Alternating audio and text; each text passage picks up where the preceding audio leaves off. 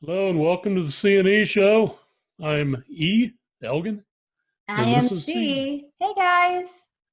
Hey, Happy Hey. New Year, everybody. Happy New Year. Woo! Yeah, we've got a lot of business to catch up on. Yeah, we do. I hope everybody saw our Secret Panda special. You know what I heard, Elgin? I What? heard that because I didn't have a microphone, we completely missed my awesome gift that I got. Yeah, you did. But that's okay. Thank you, Ashley. It was just really awesome. It was a really cool cup, and I'm going to use it all the time. I heard it's as big as your head. Is my head small?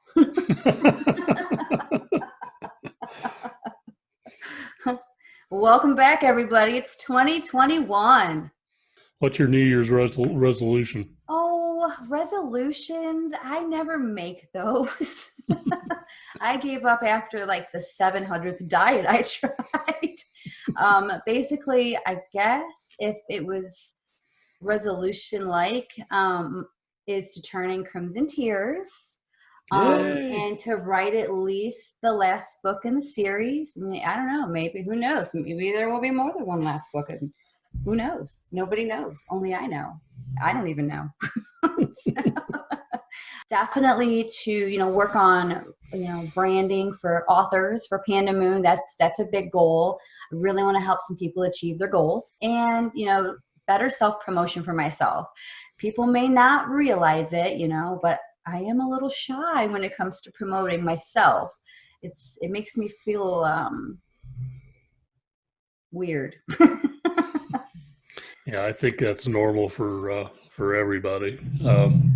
It's easier to toot somebody else's horn than your own, I think. Yeah, exactly. Yeah, I get a little shy, even though I don't come off as shy. Girls, I feel it. I feel the shyness.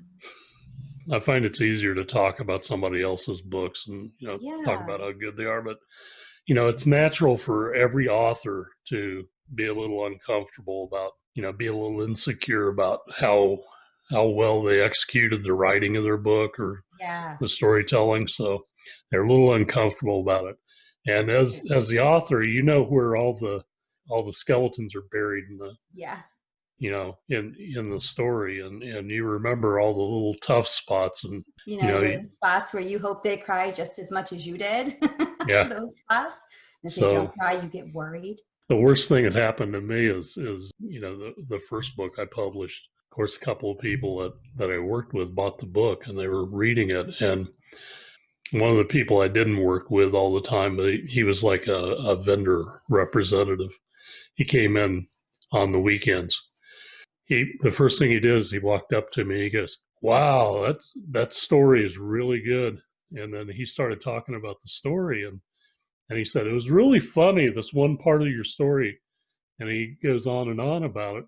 And I was like, okay, he thought that was funny, but I didn't intend it to be funny. So what's going on here? So anybody that's got the first book coming out, just be prepared for things that you don't expect Yeah. Oh yeah. as And as yeah. as feedback. Like, for example, your snarky vampire in your first book. He's in the second book too, but you didn't really expect that character to be one of the most popular characters.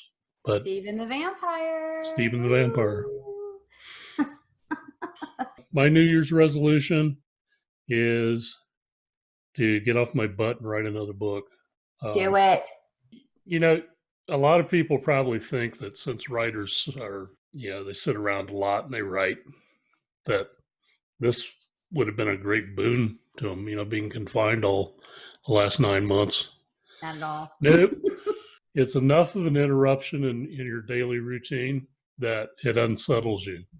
Yeah. And writers have to be comfortable enough to sit down and get out of their body experience and connect the creative part of you. And you have to have everything kind of balanced around your life for that to work properly. You really do. Sorry if anybody hears any background noise. Somebody may be playing Fortnite really loud. All I can hear is pew, pew, pew, pew, pew, and some really loud music in a vehicle. So, hey, somebody go kill this guy, please. Virtually, not real, not for real, not for life. Yeah. Yeah, his name is Machete French. Go find him in Fortnite Land. Machete French? Machete French. Find him. You must find him and kill him. Go, run. So you're going to finish your third book, and hopefully that gets published this year. Yes, my goal. Yes. You know, this is going to sound really funny. You know, I've grown my follower base to very good numbers, very high numbers. But do you want to know what my biggest fear is? Being famous. I'm terrified of being famous. I am. That probably seems kind of silly to people, but it doesn't seem silly to me at all. Yeah, no, I am. Authors tend to be a little reclusive, a little standoffish. I don't do well at parties with a lot of people, even though, you know, I could probably walk in the room, wear a red suit, and everybody would say, Santa's here. But, you know, once I get comfortable, if I know all the people that's there, it's different. But if I'm in a room of people I've never met, you know, I'm kind of the type of person that likes to stay in the background and observe. And I think most writers are like that. I'm like, I don't mind. Like, I like going to the parties and I like talking to people that I don't know. I think mine is more, I really like my life. My life is really comfortable. You know, I like going to work, and I like coming home to my family, and I like cooking. And, you know, when I see how that could change to where, you know, then all of a sudden now I'm going to watch like who's standing outside my front door. Or, you know, I've already kind of had that taste of fame with the multiple messages in every one of my inboxes. And it does tend to get a little overwhelming. You know, I'm a little farm girl from Monroeville. You know, I grew up as a nobody, you know, the frizzy hair, the big buck teeth, you know, the big glasses. And, you know, I kind of outgrew all those things. So I'm not used to having attention. So the attention gets a little overwhelming, and it's like my little comfortable life it starts to sway to not being so comfortable. So that's something I'm going to work on this year, because I really want to expand my reader base. You know, I think that my readers deserve that. And I think I've not given them the full Christine Gabriel that they deserve. So that's something else I'm going to work on this year. I'm coming, guys. I'm coming. You remember, it's been probably 3 or 4 years. We were trying to get more followers on our social media. You and I were both doing that. A lot of our authors were doing that. Somehow somebody followed me, and I followed them back on Twitter. And all of a sudden I started, like, I was at work and my phone started buzzing like crazy because I had my alerts turned on. And, like, you know, I was a cashier in a grocery store at the time, and my phone started buzzing in my pocket. And one of the customers said, "You need to answer that?" And I go, "No, it's just Twitter, twitting. It's just I'm getting a bunch of Twitter notifications." And he goes, "Oh, you must be really popular." You know, at the time I had probably about 7,000 followers on Twitter, and I shot up to like 15,000 followers in the course of 3 days. I did that too. I followed, like, I don't know who it was, and then all of a sudden it was just follow. And I was so terrified that Twitter was going to like ban me. Yeah, explode. for growing mass followers. And I'm like, yeah. Did I follow that like caused this surge in Twitter followers? And I was like, must be the Twitter god smiling on me. Like, yeah. And the funny thing is, like, over the next 3 or 4 weeks, a lot of people unfollowed me. Okay. But there was kind of like, there was more people still following me. So it kind of balanced out. Yeah. And it leveled out. It was a really strange thing. And a lot of people, I see a lot of people posting on Twitter that they, you know, I need another 100 followers to get to Right. 5,000. I need, they're setting their goals and everything, and that's all well and good, but I mean, it's a matter of luck. You Yeah, follow the it right really person. is. I mean, I don't even check it anymore on Twitter. I have over 30,000 followers, I think I'm and rocking like 20, but yeah, I haven't really participated on I'm Twitter. not. Yeah, I'm not on Twitter that much. I Just go how on. it used to be, I and go on in the morning to see what a few of the authors that I follow have been saying, like yeah. Gabino And Iglesias.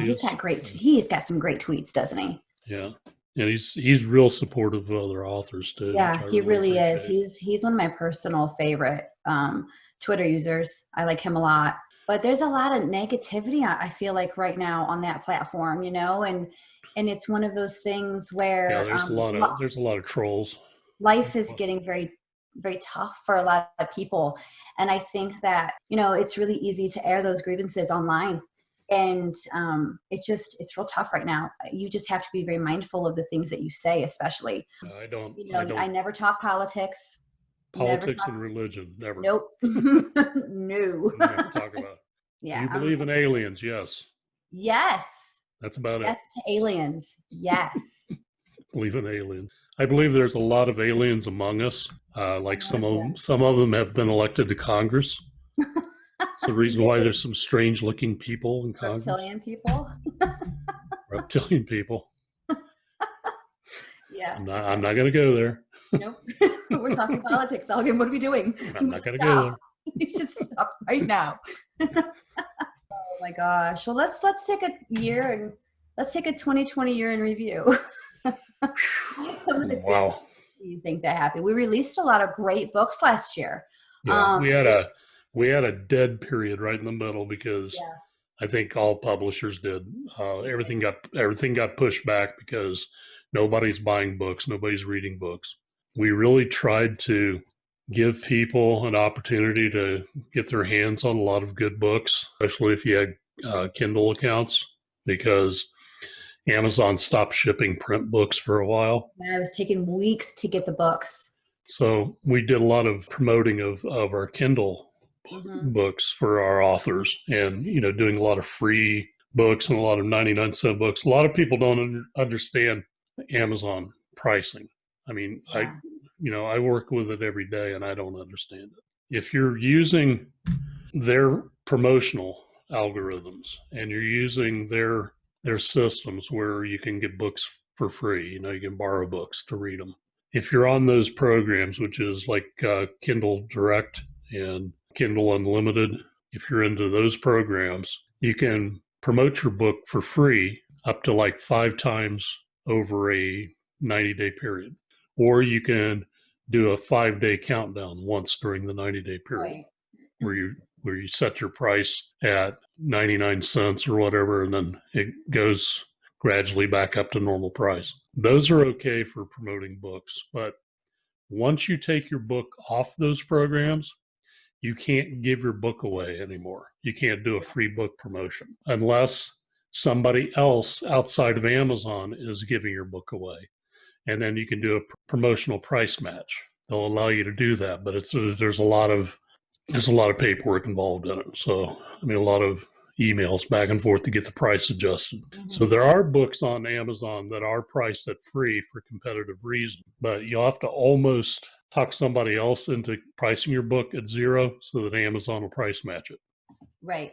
And I don't want to get involved in that because it's sneaky and it's underhanded and everything else. So a lot of our books come off of Amazon's promotional program because we want to distribute them places that Amazon doesn't sell books around the world.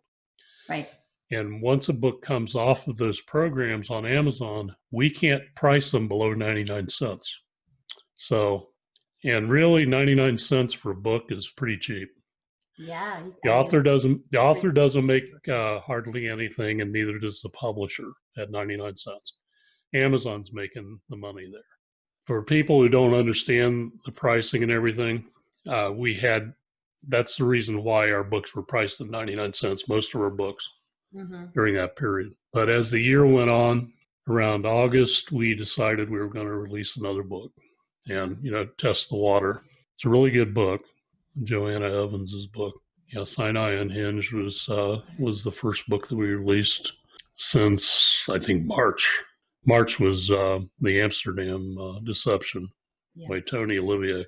It's kind of been interesting to see how the publishing world has changed. I went to Books A Million yesterday, and they're buying used books. I was telling you about that earlier. It was really different to walk into a bookstore and see used books with new books. And it was, I mean, every kind of book you could possibly think of. I picked up Love and War, and I picked up a Suki Stackhouse book. And my kids got some books, they picked up some books too, but I have not seen a bookstore do that, pick up used books and resell them. I mean, what a great idea. What a great idea. I think I paid like $5 for the one book and like $3.97 for the other book. And it was different because the shelves of Books A Million were very thin. It was different because usually their shelves are stacked full, they're full of books, and you could tell that maybe people have finally, they're comfortable maybe going to their local bookstore because they're you could tell they're selling through a lot of books, and maybe they're not getting some in as fast as they were. The demand is over what's coming in, and so maybe that's why they did this new marketing ploy. But man, they should keep it. It's a great idea. I mean, they might be dropping their inventory because their sales have been low all year too. So. Yeah, maybe bring some. Yeah. Plus, there's usually a spike in book sales around Christmas, but yeah, I don't know about this year. But yeah, I don't either. I mean, everything in this year is weird. You know what else was a good thing in 2020, Elgon? What? Drive-in movie theaters came back. Yeah. Right?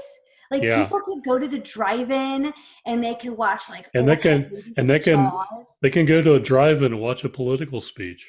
They could go to a drive-in and watch Garth Brooks. That was one of those really good things, I'm surprised how many drive-in theaters there still are. We have one. I've got one about 20 miles. It's actually right outside of my hometown of Monroeville. So that was, I used to love going to the drive-in movie theaters. The one I remember the most, Jurassic Park. Watching that on the big screen was, whew. There was a drive-in theater. Of course, this was back in the 70s. There was a drive-in theater next door to one of the kids in my class. So the guys in my rock band, we used to go over to his house and we could get into the movies for free because there was a hole in the fence. So and sounds kind of sneaky, kind of a little shady, but we also knew the family that owned the drive-in theater, so it wasn't like they were going to throw us out if they caught us. So, and we're there buying the concessions anyway. That's what they make their money on. There was like 2 drive-in theaters, and they were like right across the road from each other on US 40 in Springfield. I love drive-in movie theaters. Just, sitting outside and, early summer with some popcorn and some candy and just watching the kids play in the yard. Those were the days, man. Like, that's easy days, You know what else was good in 2020, Elgon? What? Animal adoptions were up. I got a new puppy. His name is Denver, and he is a pit bull, and he is the cutest, most rotten pit bull. And what did he do to wake you up this morning? Which one? What today? He did lick my. Okay, so he has this thing where he has to sleep on my head, on it, not or next to it, on it. And I woke up and he was looking inside of my ear. I was like, what are you doing, man? He's so cute. He's pretty spoiled.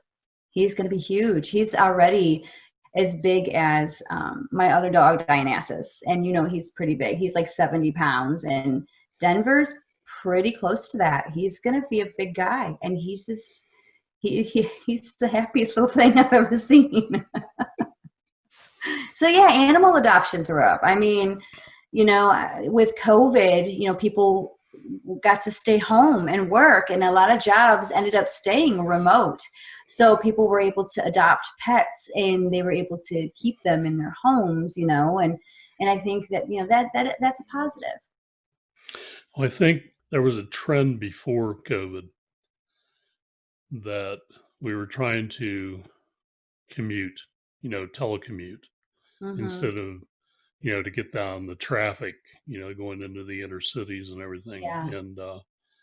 And try to get the congestion down on the highways. There was a lot of that going on before, but I think this just compelled everything to speed up a little bit.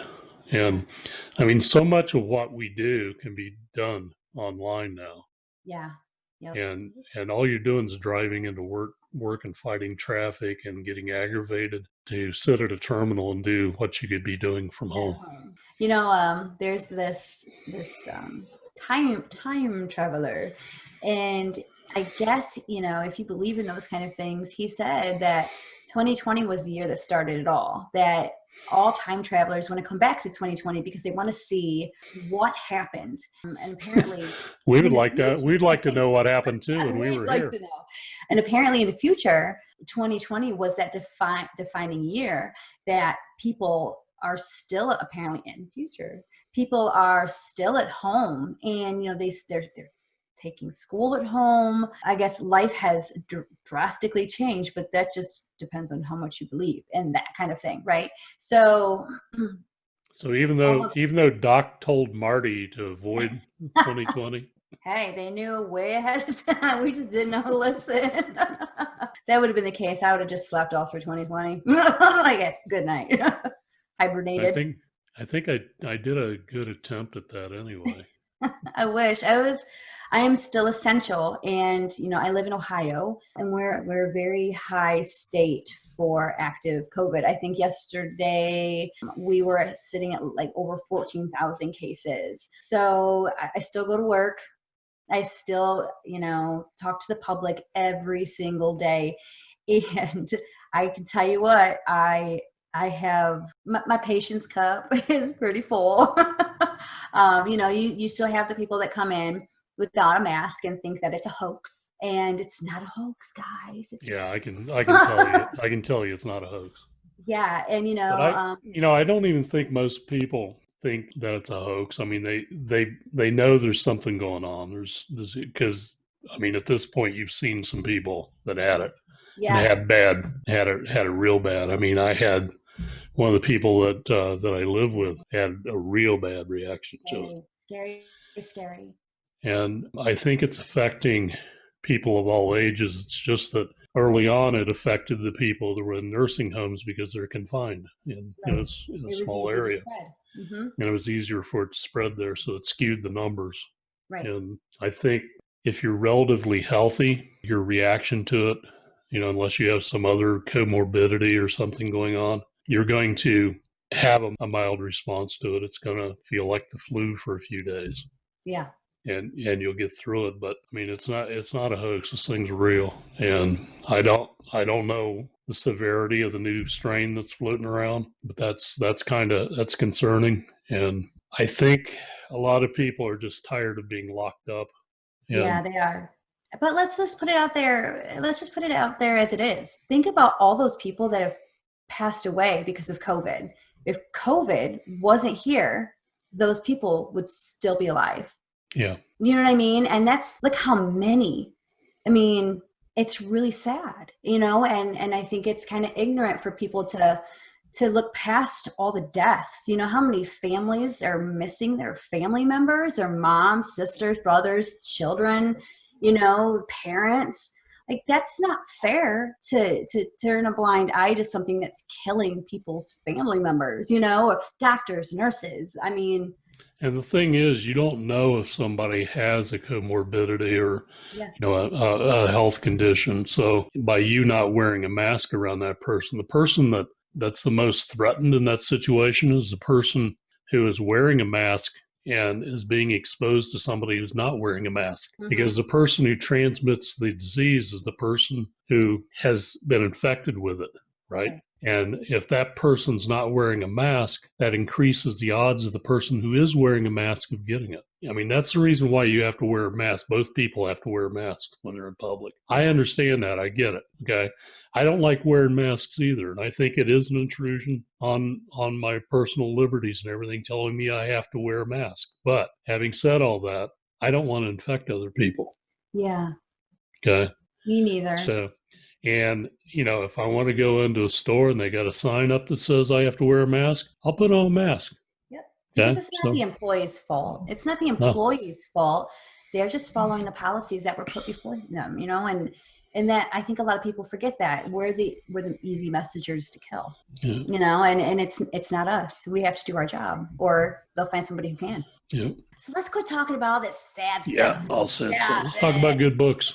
Yeah. So I'm really excited to turn these books in. And Elgon, you need to start writing.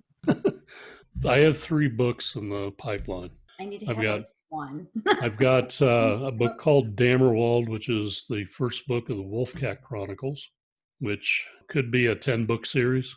Ooh. I mean, I've actually drafted that many books, so we'll see how many actually get published.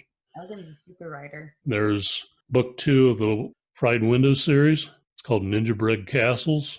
That's the best title ever. You've got the 3rd book in the Thuperman Trilogy, which is called Thuperheroes. Thuperheroes.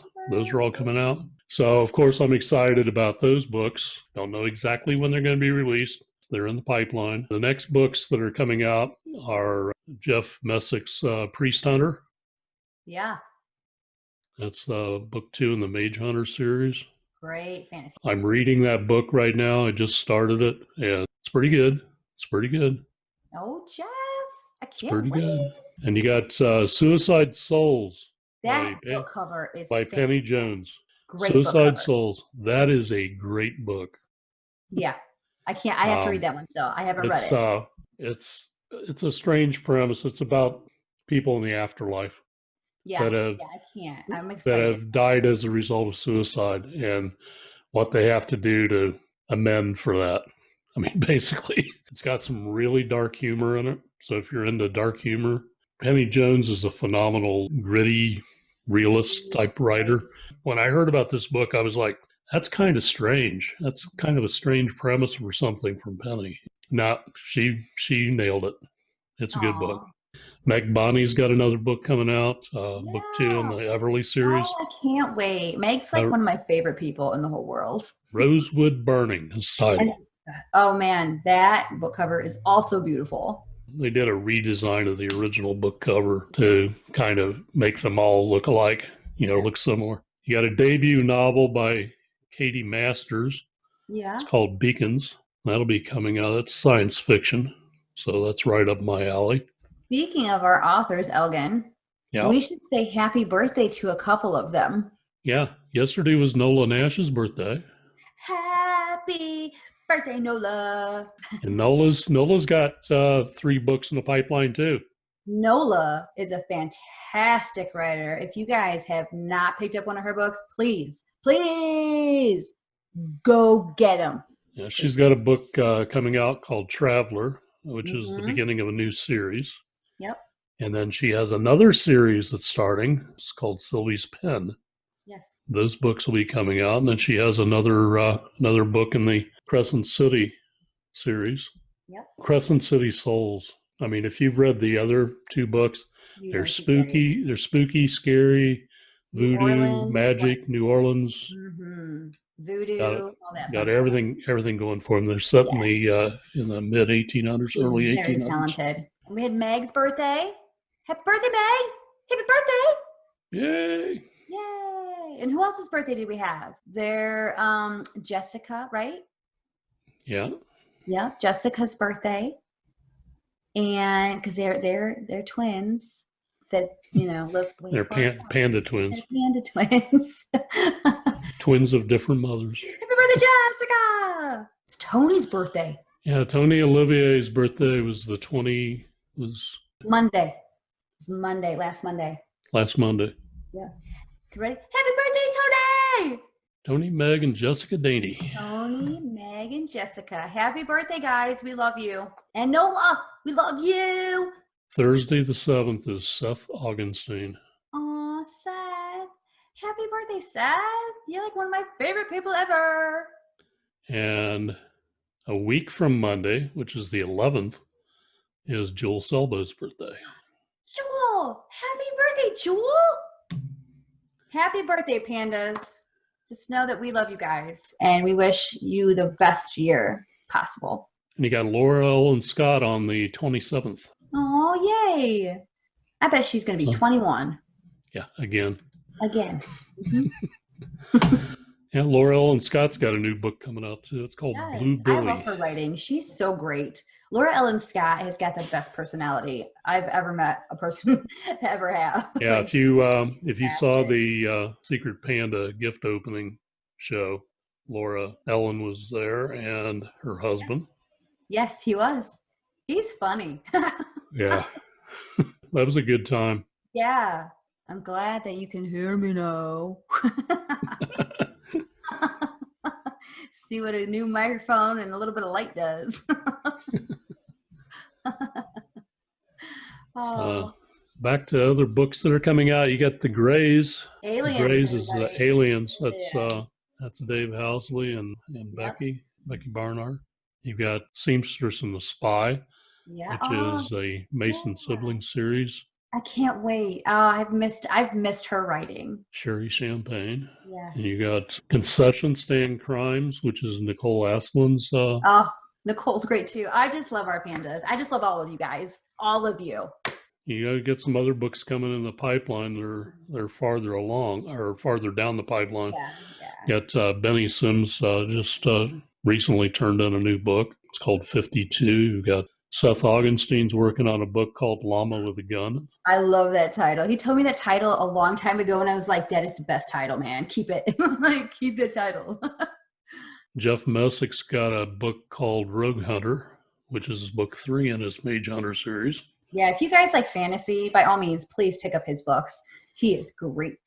Robin Rusty's got a Marketing for Freelance Writers, which is a nonfiction book. Yep. You've got Jewel Selbo's got 10 Days to a Wedding, book 1 of the Dee Rommel mysteries. She's going to be writing a mystery. Jewel's an interesting story. She does a lot of nonfiction books. She's also a gifted screenwriter. Yes, she wrote for movies and television, and she teaches courses on Doesn't she live in the best screenwriting. place ever, Maine? Yeah, she lives down the road. She lives down the road from Stephen King. I mean, come on. Hey, Jewel. There's a lot of writers. A lot of vacation. A lot of writers live in Maine. That would be so much fun. Because I guess they like to get snowed in all winter and write. You know, when I was younger, I watched this movie called The Good Son, and it took place in that area. And I tell you what, it was one of the most beautiful places, you know, with just the ocean and just the way everything sits there, how it's, oh man, one day, I'm gonna get some lobster, some fresh lobster. Elgon, we need to take a road trip. It's time for another one. We can go all the way up the East Coast. I've been in Maine a couple of times. It's nice up there. Go in the summer. Yeah. The last time I was in Maine was in October, and it was cold already. Oh man, was it cold? I bet. But and you know what else I want to do? I want to go see like moose. They're so scary and big. Yeah. When I was in survival training, I was out in the woods and there was a moose, and I had no idea that they were so big. They're so big. It scared the living daylights out of me. Knowing me, I'd be like, come here, little guy, come here. I mean, I think, you know, I'm about 6 foot tall, and I think, you know, I didn't even come up to the top of the moose leg. I'd try to ride one. No, I wouldn't. No, you'd fall off. I wouldn't even be able to get on top of it because I'm too little. My legs are short. I try to reach, and it would just not be a good thing. Yeah, You'd probably kick me off. You just kick me and fly across Forest. You got, You know what else I want to do this year, Elgin? I want to yeah. go. I want to go to Wisconsin. I want to go to where my book takes place because apparently the forest where my book takes place, because it's a real place, is actually really haunted by weird beings. Oh no. What if I'm writing? What if I'm writing books that Yeah, are you're like true? tapped into the universal consciousness, and you know Mhm. about all. You know, me and a coworker, he's a creative like we are. He's got he actually made Billboard music. Yeah, his album's really good. He sang with the Ramones. He's such a cool guy. And we were talking about like creatives and how wouldn't it be something if when we create a book, you know, space is so vast, right? That and it keeps growing and we don't know why. What if it's because writers, you know, we create worlds. So what if every time we create a world, it creates a place? It Well, just keeps going. I don't think it's that. I think that we're actually able to tap into the consciousness about another world, and we can Ooh, connect with it. So we're actually writing about things that happen somewhere else. somewhere else. I think when we sleep, we can connect with other versions of the world that Yeah, I agree with we're that. connected I think to. I astral travel. I've seen some things, some things I can't explain. And you know, they say that you don't meet people that you've never seen before while you're dreaming. And I think that's BS Oh, because I've met yeah, tons of strangers, yeah, me too. and Me too. I also think that you know you tend to dream about places that you've been a lot, and but Yeah. they kind of get merged together. Yeah. So you know you perceive everything that's around you when you're conscious, but you don't pay attention to everything. So all the fragments of things that you didn't really focus on get kind of jumbled together to create the backdrop for a new story that your mind's trying to sift through and make sense of. And I think that's a large component of your dreams. But I think also your dreams can be predictive of Yeah. the future, can also be things in the past that you don't remember, you know, things that happened before you were born, things Yeah. that happened to other people, you know. Yeah. We should do a But whole show on dreams. I was telling you earlier in the week that I thought that I kind of get trapped in versions of retail stores that I've worked in the past. That's a nightmare, Elgin. It's it doesn't come off as a nightmare though. It just comes off as, you know, I mean, it's just something I'm doing, you know. Just like when I was working, I would spend, you know, 16 hours a day at at work, and Yeah. that's what happens when you're a manager. You end up working double I shifts. feel it in my soul. I feel it in my soul. I love my job though. I do. I love my job. You know, it's Well, the benefit of working in retail is no 2 days are the same. no, and I love So that part. And you know what else I love? I love the look on someone's face when I help them, yeah. when I really help them, and it is literally one of the most heartfelt feelings. Nothing will ever beat that feeling. I know I was put on this earth to help people, and so when I do, and you can tell that you've helped somebody, there's no better feeling than that. And I mean, nothing touches that. When I worked for CompUSA, I was one of the managers in the store, and our tech shop had really good technicians. They were, you know, highly trained. They'd taken all these courses and everything for repairing this, that, and the other. Most computers, you know, like desktop computers, they have an architecture that's very similar to other desktop computers. So Mhm.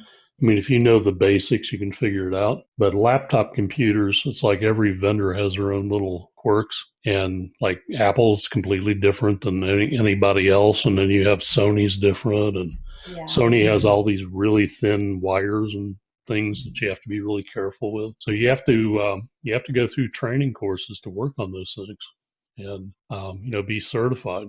So I didn't touch laptops because Yeah. I had been certified on, but I built computers for years, and I just never sat down and took a test on it. And I got into a lot of trouble from time to time because, you know, a customer would come out and grab me because, somebody in the tech shop told them that their computer wasn't worth repairing. And probably true, because, by the time you charge the hourly rate and, Right. the flat fees and everything else, Right. you'd be better off to go out and buy a new computer because this thing's like 5 years old and it's too slow anyway. Mm-hmm. That's what they were saying, but you'd have a little old lady on a fixed income who can't afford it, and she's been doing, research for her family tree, and all that's on her computer, and that's her life, and she needs that. And a guy's telling her that she needs to go shell out another $400 or $500 to get a computer. She doesn't have it. So I went back to the tech shop, and there were several of these people who came in the store, and I would go back, and because I'd worked with DOS and the various different versions of Windows, even though I wasn't certified, I knew a lot of things about computers that the technicians had never been trained on. I could usually get a computer up and running again, but I'd always, tell them, what the technician told you is true. This thing's not really worth repairing. And, what I just did to it is only a Band-Aid. This thing's having issues and it's going to die. And you need to start saving some money and, set aside some money if you want to replace it. But yeah, and most of the time these people were, like chain smokers, and smoking's the worst thing you can do around a computer. But yeah, you'd have a number of things like that was happening. And so, sometimes I have dreams about fixing computers, and that would be like the most boring dream to the average person, but to me, it's not, it's not that big of a deal. Yeah. Aww. But then I worked for Home Depot for years, and I'm cutting lumber for people in my dreams, and really boring stuff. Okay, that sounds really boring. So, what other books are coming out? Let me hit this real quick before we say goodnight. You got book 3 of The Children of Colindona from Elise Lee Goldenberg. Crash of the World is the title on that. DC Palder's book that we just signed, To Kill a Unicorn. I love his title. I need a poster. DC, I need a poster with your book name so I can put it in my office. And you've got Grayson Ferguson, who's got Humanity Devolved. Yes. Which is coming out. And then you've got book 2 of the David Knight thrillers from Tony Olivier. And the title, that's The Tokyo Diversion. So those are all books that are in our pipeline that you'll be seeing. Yeah, guys, we got lots probably of this coming year and into next year. Got a lot of things on the plate, so it's going to be a really good year for us. We're pretty excited, so can't wait. And if you missed it, you have Thuperheroes from Rachel Sharp that was released last fall. You've got The Writer's Zen by Jessica Reno, which is a great guidebook for people that are writers and aspiring authors. You got Sinai Unhinged, which I mentioned earlier, by Joanna Evans. You've got Fur by Ward Parker, which is a really good detective type novel that's also funny. You've got Laura Kemp's second book of the Yellow Wood series, which is titled Snow and Summer. And last but not least, you've got Nola Nash's book 2 of the Crimson City series, Crimson City Sin. Crescent City. Crimson City. Yeah, I'm getting her books mixed up with your books. You got Crimson Forest. You know what that means? Maybe the two worlds need to say Crimson Forest, Crimson Moon. Well, they probably will intersect at some point. One day. You never know. In the comments, folks, when this is up on YouTube, write in the comments and tell us what your New Year's resolution is. Yeah, let's hear them, guys. And what do you want? What books? And also tell us what books you're looking forward to. Yeah. Other books, not just Pandamoon books, but other people's books, because we're here to promote everybody's writing. Yep. We got each of us have a lot of friends outside of Pandamoon, although we spend most of our time dealing with Pandamoon authors, but there are a lot of good authors out there. Yeah, there are. So we're all about promoting everybody's writing. Absolutely. If you don't read, you need to start. 2021 is the year for reading, everybody. That's a real good resolution. I'm going to read a book a month. I'm reading 3 every day or every other day. What is it? 3. I have to read. My goal is 150 books this year. So I have to read 3. Wow. I have to wear 1 every 3 days. That's what I have to do. There was one year I read 400 books. I'll never do that again. Oh my gosh. That was back when I was in college. I can't believe your eyes still work. They don't. The letters all run together? They don't. I go through life by Braille. Aw, I love reading. I do too. It's a great escape. It is. All right. All right. Take care. Bye, guys. We'll see you next week. I'm not sure what our show will be next week. We have interviews coming up with Jeff Messick. We've also got Penny Jones coming up pretty soon. Lots to look forward to. I'm looking forward to the Penny Jones interview. She's fun. She's funny. She is great. It's my root beer drinking partner. Root beer drinking. I wonder if I could talk her into wearing her the blue skirt with the lights. Yeah, the lights on her. We should. Hey, Penny, dress up like a Christmas tree, please.